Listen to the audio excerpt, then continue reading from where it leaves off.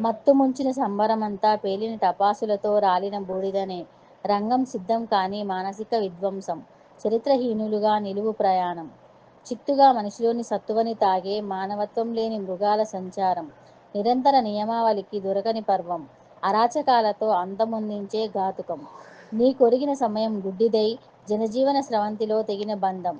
శృతిమించిన తీరుతో ఏదొక లోకమై అడుగులు వెనకై తడిచిన మడుగులలో దేహం తేరగ బ్రతుకంటే ఏదోనని వెర్రి వాదనలతో బాసటను కూల్చేది. ఆడుకొనే ఆటలు పాడుకొనే పాటలు.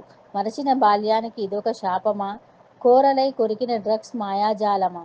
కనువిప్పు కాలేక అదే అంతటా వ్యాపిస్తే యువతకు పట్టిన గ్రహణపు మబ్బులు సుడిగుండాల పిడికిళ్లతో నలిపిన రూపాలుగా అడకత్తెరలో పోకచెక్కలే. ఎక్కడిది లోపం? ఎందుకీ అవసరమని ఆరా తీసిన ప్రతిరోజును విశ్లేషించు. మత్తును మత్తుభూతాన్ని నిజాలను దోచే నిలువు దోపిడీలను నివారించు. వాస్తవమైన జగతిన పరిపాలనకు అందరూ సమానమేననే అర్థాన్ని మత్తులో ముంచక మనస్సుతో వేదికవుతూ మాయదారి మత్తును అంతం చేయి. రచన దేరంగుల భైరవ గారు, కర్నూలు.